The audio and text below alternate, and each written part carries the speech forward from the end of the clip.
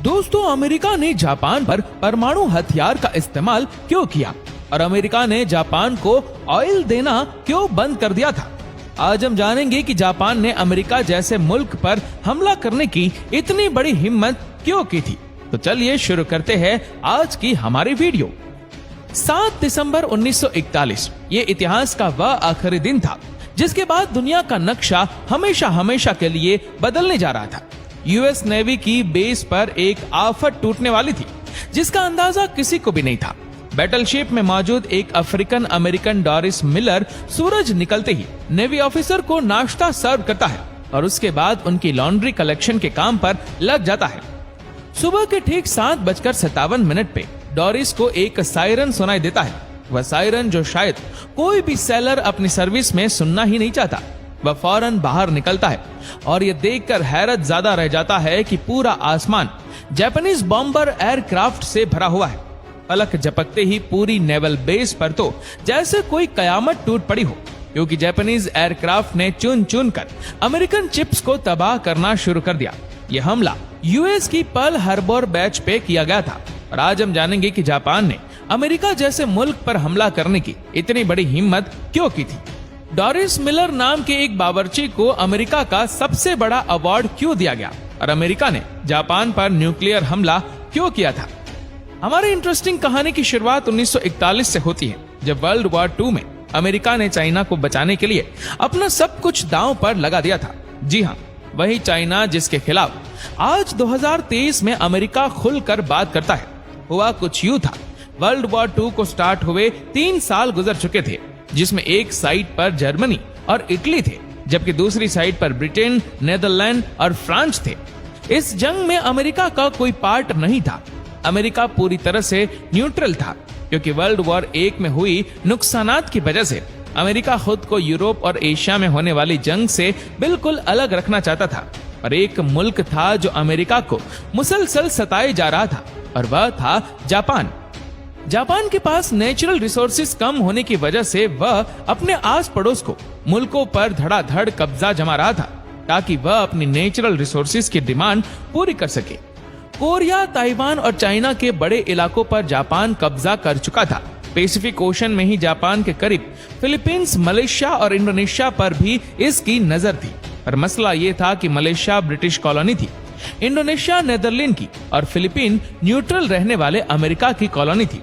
In country को Japan का दूसरे मुल्कों पर कब्जा करना बिल्कुल भी ठीक नहीं लग रहा था, क्योंकि जापान के पीछे असल में हिटलर का हाथ था और हिटलर ब्रिटेन और अमेरिका का दुश्मन था। जापान की ये हरकतें देखकर जुलाई 1941 में अमेरिका ने जापान को ऑयल देना बंद कर दिया। जापान के पास खुद का ऑयल नहीं था, बल्कि उसकी डिमांड का 80% ऑयल वह अमेरिका से ही इंपोर्ट करता था। अमेरिका ने उसके सामने ये कंडीशन रखी कि पहले उसको चाइना में अपना कब्जा छोड़ना पड़ेगा, फिर जाकर उसको ऑयल दिया जाएगा। जापान के लिए ये एक बहुत ही मुश्किल फैसला था। एक तरफ अगर वह चाइना से अपना कब्जा छोड़ देता तो पूरी दुनिया समझती है कि इसमें हिटलर की सपोर्ट के बावजूद अमेरिका के सामने अपने घुटने टेक दिए हैं। दूसरी तरफ ऑयल था, जिसके बगैर जापान का होल्ड वैसे ही कमजोर पड़ जाना था।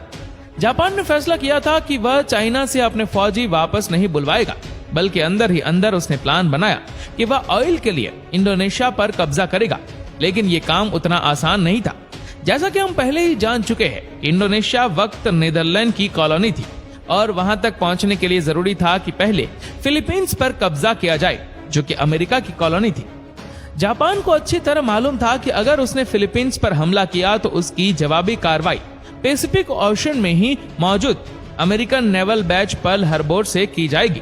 लेकिन क्योंकि जापान के पास अब ऑयल रिजर्व्स तेजी से खत्म होते जा रहे थे और उनके पास हमला करने के सिवा और कोई ऑप्शन नहीं बचा था, फिलीपींस में नहीं बल्कि पर्ल हार्बर पर। जी हाँ, जापानीज मिलिट्री लीडर ने फैसला किया कि वह अमेरिका की पर्ल हार्बर बेस पर एक सरप्राइज अटैक करके पूरी बेस को ही उड़ा डालेंगे, ताकि उसके बाद जापान आसानी से फिलीपींस पर कब्जा कर सके। जापान अब चुपके से पर्ल हार्बर पर अटैक करने की तैयारी में लग चुका था। उसने अपनी फ्लीट तैयार करना शुरू कर दी, जिसमें 2 बैटलशिप्स, 39 सबमरीन, 30 डिस्ट्रॉयर्स और हैरत अंगेज तौर पर 414 बॉम्बर एयरक्राफ्ट थे। इन एयरक्राफ्ट को 6 एयरक्राफ्ट कैरियर के जरिए पर्ल हार्बर की तरफ रवाना किया गया। दूसरी तरफ अगर पर्ल हार्बर पर खड़ी अमेरिकन फोर्स का अंदाजा लगाया जाए तो इसमें 8 बैटलशिप्स, 59 एंटी एयरक्राफ्ट शिप्स, 4 सबमरीन्स और 390 एयरक्राफ्ट थे। देखा जाए तो अमेरिका के पास जापान का हमला नाकाम बनाने के लिए काफी फोर्स मौजूद थी, लेकिन इसके लिए जरूरी था कि इनको पहले से इस हमले की इंफॉर्मेशन मिल जाए। पर जापान ये अटैक हर तरह से सीक्रेट रखना चाहता था, इसीलिए जापानीज कमांडर ने फैसला किया कि हमले से पहले वह किसी की भी वायरलेस कम्युनिकेशन से दूर रहेंगे। जापान से निकलने वाली फोर्स करीब 8000 किलोमीटर का फासला तय करके अब पर्ल हार्बर से सिर्फ 370 किलोमीटर दूर थे, और यही वह पॉइंट था जहां से एयरक्राफ्ट को हमला करने के लिए टेक ऑफ करवाया गया। ये वर्ल्ड वॉर 2 का सबसे बड़ा हमला होने वाला था, जिसमें अमेरिका अभी तक शामिल ही नहीं था। 7 दिसंबर 1941 की सुबह को 757 से 350 जापानीज एयरक्राफ्ट में पर्ल हार्बर से 2 अलग अलग ग्रुप्स में धावा बोल दिया। अमेरिकन जो इस हमले से बिल्कुल लाइन में थे, उन पर तो जैसे कयामत ही टूट पड़ी। जापानीज एयरक्राफ्ट के पहले ग्रुप में गोलियों की बारिश कर दी थी और 45 मिनट तक ये पर्ल हार्बर पर हमला करते रहे और फिर वापस चले गए। पहले तो यूं लगा शायद हमला खत्म हो चुका है, लेकिन 10 मिनट बाद बॉम्बर एयरक्राफ्ट का दूसरा ग्रुप आया और बची कुची नेवल बेस को भी गोली बरछा कर तबाह कर दिया।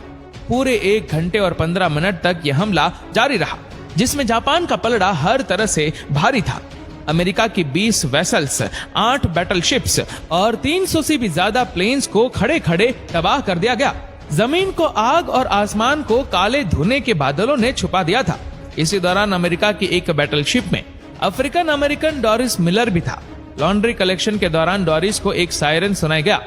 ये खौफनाक सायरन सुनकर जब तक वह बाहर आता, एक जापानीज स्टॉर्पिंटो मिसाइल उनकी शिप पर आने लगा, जिसमें शिप कैप्टन समेत बहुत ऑफिसर जख्मी हो गए।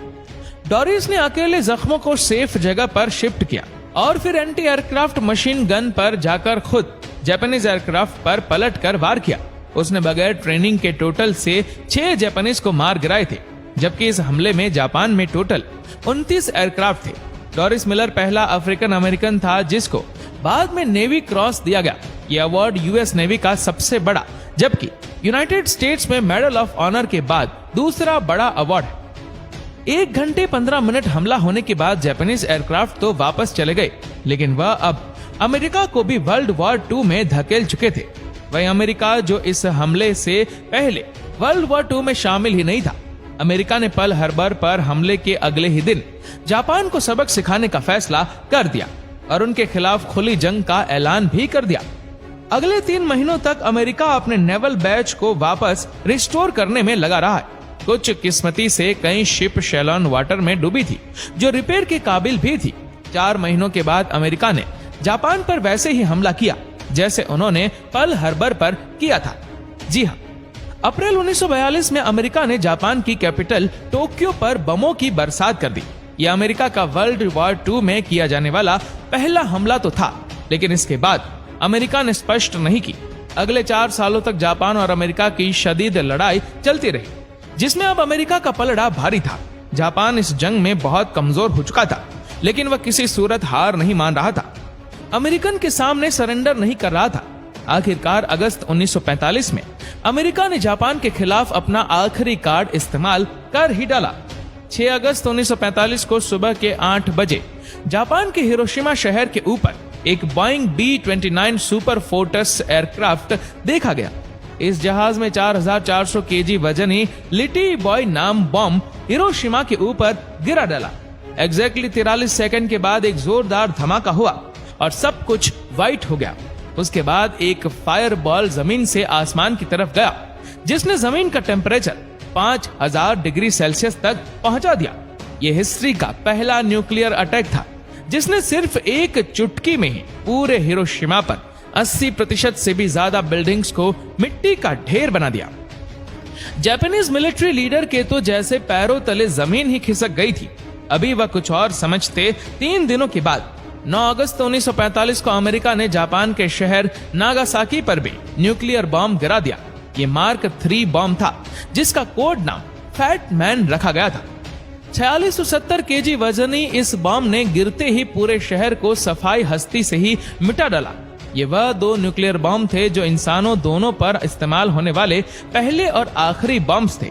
एक अंदाजे के मुताबिक हिरोशिमा और नागासाकी के हमलों में 2,60,000 के करीब लोग मारे गए। इस हमले के अगले ही हफ्ते जापान ने अमेरिका के सामने सरेंडर कर लिया।